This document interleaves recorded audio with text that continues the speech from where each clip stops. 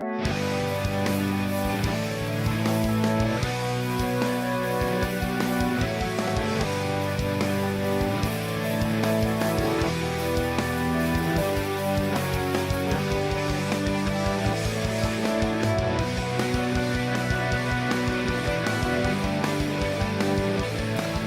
what's going on, guys? This is Maury and Dave from the Erie Better Beer Bureau. We are back at you with another review.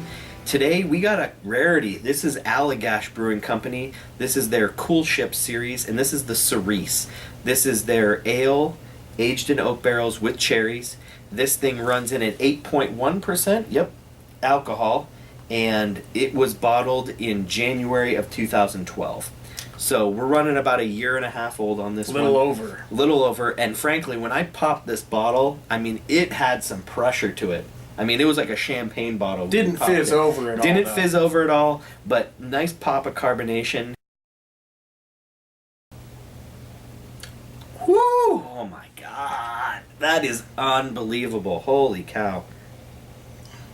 Tart, sour cherries. Sour cherries, oak barrels. I get like a musty, funky odor. Oh yeah, it's funky for sure. And I agree with you on the oak barrels too. To me, I'm getting the oak barrels. I get a good, nice wood oak smell out of this one.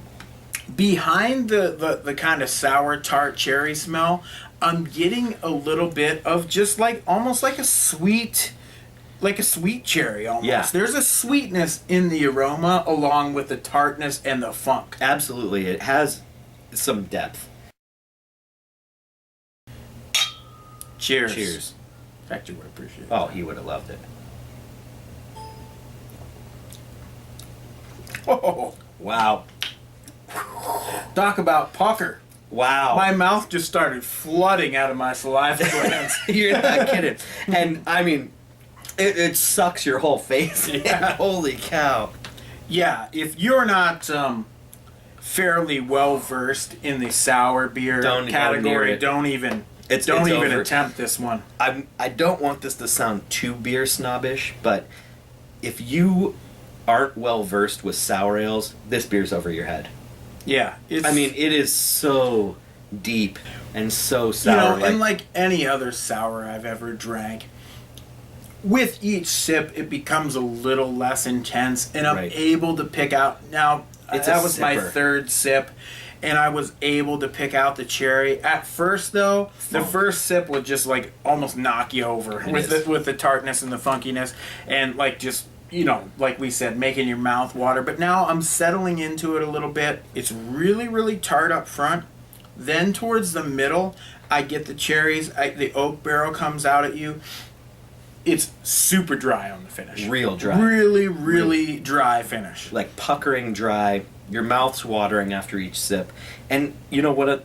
The thing I really love about this brew, the cherries aren't overpowering. They don't dominate it by any means.